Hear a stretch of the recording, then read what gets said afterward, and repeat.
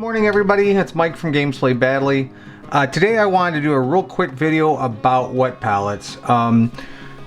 I started using a wet palette a while back and kind of moved away from it. I've been using my handy dandy Reapercon laminated palette, but with it getting colder and with the inside of the house getting drier, it's going to be more important to use a wet palette. So wet palettes are used to help keep your paints wet, basically. So from the standpoint of, you know, when you put something out and it dries all crusty, and when it's dry in the house, this tends to happen a lot more quickly. And so you have a very finite amount of time to work with your paints.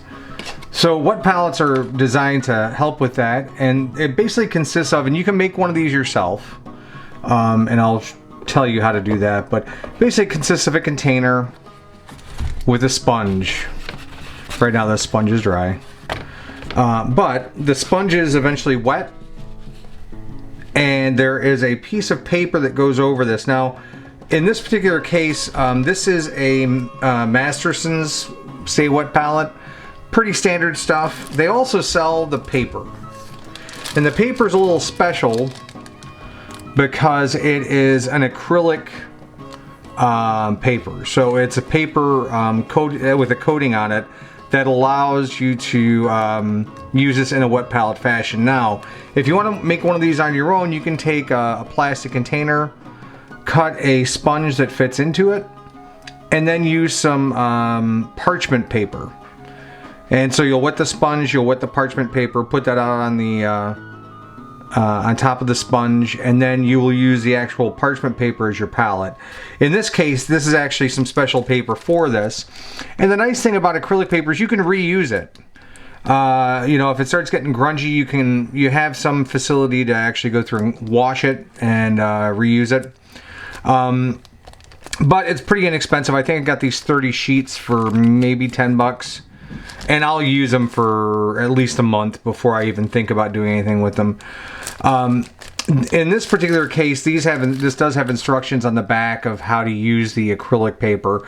And right now what I'm doing is I'm actually soaking my sheet in very hot water for 15 minutes. And then it will be ready to use. At that point in time, I'll go ahead and fill this up with some water, make sure the sponge gets saturated, put the paper on top, and I'll use that. And again, it's used to make sure that paint stays wet. There are two things about the wet palette that you probably need to know. When you use a wet palette, it's going to automatically thin your paints a little bit. So depending on the paints that you use, some of them may require thinning, some of them may not. I have found I use primarily Reaper paints. Reaper paints don't need to be thin. They're pretty much the consistency you want out of the bottle. So there's going to be some thinning of the paint, and that's going to affect the way that the paint goes onto the miniature or model. The second thing is you don't want to ever use a wet palette when you're trying to dry brush something. It's better to use something like this. You know, a piece of poster board or laminated card or what have you, plastic card. Because you don't want any additional moisture on your brush other than the paint when you're trying to dry brush. Otherwise it becomes a complete mess. Believe me, I've done it. So you'll be seeing this more and more in my videos, especially again during the winter months when it's really dry in the house. Paints tend to dry out really quickly, and hopefully this will save me some money and save me some frustration, so that way I can continue to use my paints well into the week. Paint on a wet palette will normally last between 2 and 3 days without too much of an issue. This actually does have a cover on it, so you can put a cover over the top. I'd recommend if you're going to make one on your own, you use a sandwich box or whatever you can find, something that has a lid. So that way once you're done with your session for the day, you just put the top on and it seals it and keeps those paints fresh for your next session.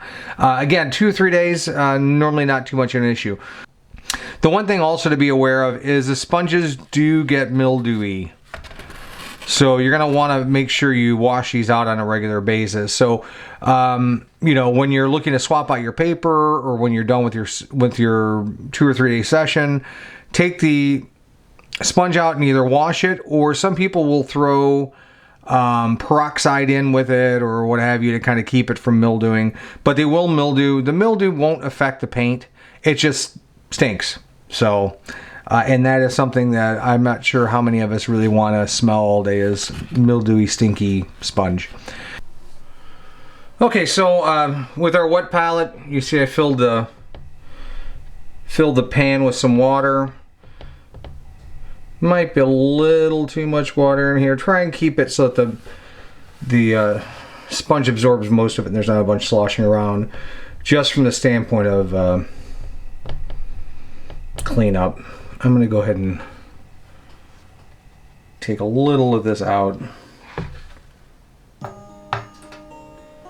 It's okay to have little excess, but you don't want tons of it, because it's just going to water down your paints even further.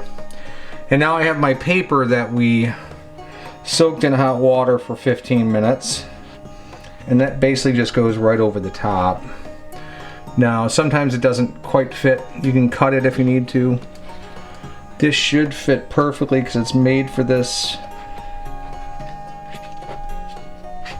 wet palette, but it doesn't have to be perfect. And now this is ready to use.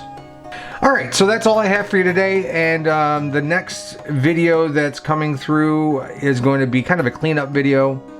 I am working on a whole bunch of different miniatures, and I'm going to try and just finish all those up. I have my little kitty miniature there. I have Despicticus right here.